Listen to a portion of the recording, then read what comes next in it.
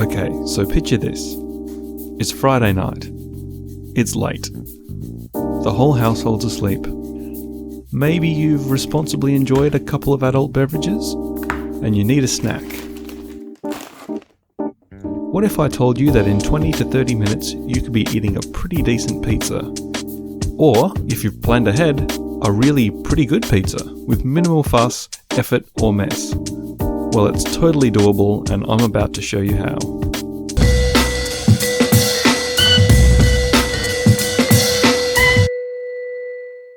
Okay, so the first thing that needs to happen is we need to kick our yeast into gear. So to do that, I'm adding some sugar to a glass, to which I'm then going to add some warm water. Not hot water, warm water. Like a nice warm bath. Then I'm just going to add some yeast to that, swirl it around to combine, and then leave it in a warm place for 15 to 20 minutes until you see it develop a nice layer of froth on top. From there, we're going to measure out some flour, add a pinch of salt, and then throw in the yeast and water mixture. Mix that all together with a wooden spoon, or even just using your hands if you don't want to have to clean a spoon afterwards. Adding a little bit more warm water as needed until the dough starts to pull cleanly away from the sides of the bowl. That there looks just about right. Once that's all come together, throw the dough ball in a bowl, cover it with some olive oil, and leave it in a warm place for an hour or so until it's roughly doubled in size. Now, if you absolutely have to, you can skip this rising step if you're in a hurry or you haven't had time to plan ahead, and you'll get a result that's, well, kind of okay. But leaving it to rise for a couple of hours is going to make a massive difference. And leaving it to rise for a couple of hours and then putting it in the fridge overnight for a rest will make it even better. Once the yeast has had some time to do its work and it's doubled in size, we're going to fold it into itself a few times. This just helps to make sure there's no dry spots, makes the dough nice and homogeneous, and also helps with a little bit of gluten development. Now, mixing up dough and waiting around for it to rise isn't exactly my ideal way of spending a Friday night, so I didn't. I planned ahead and did all this on Thursday night. I basically mixed up the dough during the ad breaks of a TV show, then left it to rise while also sitting on the couch and watching TV, and then popped it in the fridge for another rise overnight.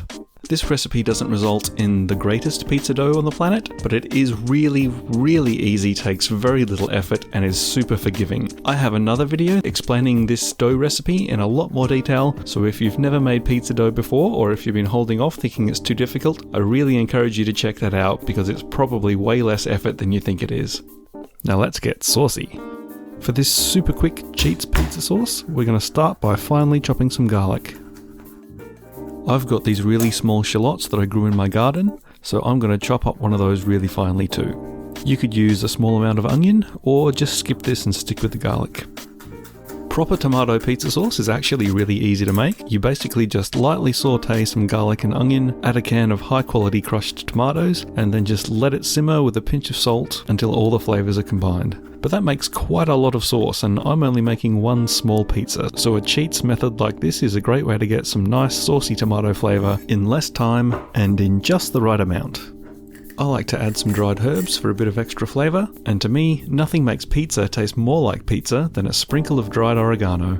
I'm going to season that with some freshly ground black pepper and some salt. I'm also going to add a small amount of sugar. A little bit of extra sweetness just helps to bring out the flavour of the tomatoes. Speaking of tomatoes, I'm chopping some cherry tomatoes. The main base of this pizza sauce is going to be tomato paste, but I find that adding some chopped fresh tomatoes adds a nice brightness to the sauce. And oh my, we have a squirter. Obviously my knife's not as sharp as it should be. But that's okay, it doesn't matter if they get a bit mashed, they're going to be going into a sauce anyway. I'm going to scoop up as much of that juice and pulp as I can. That's all good flavour and it's going to help to loosen up the thick tomato paste a little bit. Then in with a generous squeeze of tomato paste. There's no real need to measure any of this, it's pretty forgiving, just put it together in ratios that look right to you. If, like me, you like a bit of spice, feel free to add a pinch of cayenne pepper or some chili powder to bring a little bit of heat. Then we're going to give that all a nice mix together, The tomato paste will make this mix fairly thick. If it's looking a little bit too thick and you'd like a slightly thinner consistency, just water it down with a little bit of water. Or in this case, I'm just using a little bit of extra virgin olive oil. I find a little bit of extra virgin just adds a nice background note. And there you go, a really quick, really easy, but really tasty Cheats pizza sauce. Now I think it's time for a bit of a clean down, because things are starting to get a bit messy. And sometime around now is when I'm going to turn my oven on and preheat the grill or broiler. If your oven doesn't have a grill or broiler setting, just preheat it to as hot as it will go. Now you can top your pizza with whatever you like. I'm a big believer that anything goes on a pizza, but my personal favourite topping is pepperoni. I like to buy my own pepperoni and slice it myself rather than buying the pre-sliced stuff. I often find the pepperoni you get on takeaway pizzas is sliced so finely it almost doesn't exist. So this way I can get a nice, satisfyingly chunky slice. And now for our pre-fermented dough. So the dough that I mixed up last night, I'm now taking out of the fridge. The overnight fermentation has helped to develop the gluten, all the flour's perfectly hydrated, and this dough is now really smooth and nice to work with, and should make a really good pizza. Again, I do encourage you to go check out my video on how to make this dough. It really is super easy, it requires no skill, equipment, special techniques, and leaving it to rest overnight in the fridge like this means you pretty much don't need to knead it or do any hard work whatsoever. And then we're going to start shaping it. I should probably flour this surface before I start, but this dough doesn't seem to be sticking too badly, so I'm not going to worry about it. I'm going to cook this pizza in a small non-stick frying pan, so I'm just trying to make this pizza base roughly the same size as the pan. And I'm just going to add some oil to this pan to make sure nothing sticks and spread that around by hand. I'm using olive oil, but whatever oil you normally cook with will do fine. I'm then going to get this pan nice and hot on the stove and then throw the pizza dough into that. You don't have to do this step, you can put it in a cold pan and then cook it in the oven and then put it on the stove afterwards if you don't think the base has browned enough. But I like to do this step first because then once your pizza comes out of the oven, it's all crisp on top and bottom and ready to go. Slop on a generous amount of that sauce and spread it around. Also, if you use plastic cutting boards, probably not a good idea to put a hot pan on it because it's probably going to melt. If that's the case, you're probably better off doing this step on the stove or on a surface that will handle the heat. Throw on a generous handful of grated cheese. I'm using pre-shredded mozzarella. Some people say that the anti-caking agents in pre-shredded cheese stop it from melting properly. I personally don't find that a problem, but your results may vary depending on what brand of cheese you're using. Either way, just pick a cheese that you like and throw on a generous amount. Another benefit of this frying pan method is that you can put cheese all the way to the edge and even a little bit over the edge. As it melts and cooks, this forms a nice lacy crust of crunchy cheese around the outside that's really nice. Then delicately popping our pepperoni on top. I like to try and strategically place the pepperoni so that they don't get in the way of the knife when I'm cutting the pizza after it's cooked. After that, I'm putting this back on the stove over the heat just for 30 to 60 seconds to give the bottom of the base a little bit of time to crisp up. But be careful doing this, the last thing you want to do at this point is overcook it and get a burnt base. It really only needs a little while. If you're worried about it burning, you can skip this step and chuck it straight in the oven under the grill. Once it's done cooking in the oven, you can have a peek at the base, and if you don't think it's quite brown enough, you can put it back over the heat and brown it up a bit then. Throw that into the oven under the grill or broiler and keep a close eye on it so it doesn't burn. The intense heat of the grill will do a really good job of crisping up the top. Good pizza should cook quickly, so hitting it with heat from both the bottom beforehand and the top afterwards does a really good job of cooking this all the way through in very little time. In a few minutes time you should have a nice crisp golden pizza with cheese bubbling away on top. Now you probably want to get this out of the pan and let it sit for a few minutes before you cut into it, otherwise all the melty cheese is probably going to slip right off the top, or just get stuck to the knife.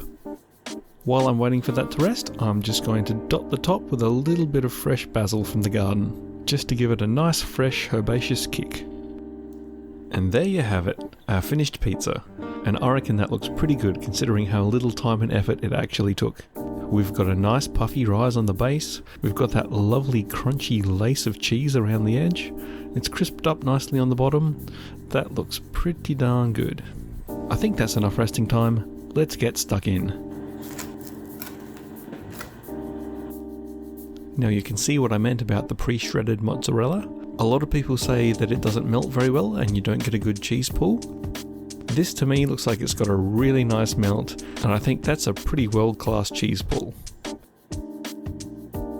If the pre-grated mozzarella that you buy doesn't behave like this when it's melted, maybe it's worth considering buying some whole mozzarella and grating it yourself. As you can see, the dough has risen really well, the base is nice and light and airy, fluffy on the inside, crispy on the outside and around the edges, and with a little bit of a chew to it. Tasty sauce, melty cheese, hot pepperoni, and fresh basil. What could be better? And this frying pan method does a really good job of getting the base nice and crisp. Let me shut up for a second so you can listen to just how crispy it is.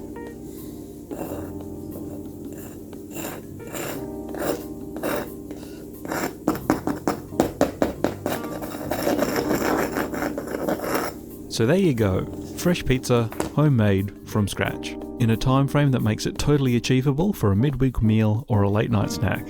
Now, I'm not going to tell you that this is the best pizza in the world, or the best pizza that you can make at home, but it is a fantastic way of getting a really high quality result from some simple ingredients and a little technique, with relatively little time or effort. I'd encourage you to go and watch my pizza dough video if you'd like a little more detail on how that dough comes together.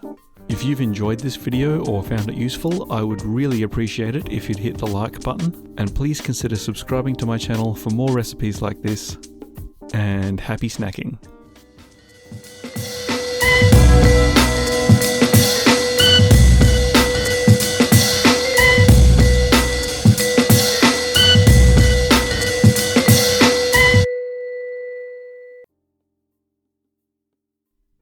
That's good pizza.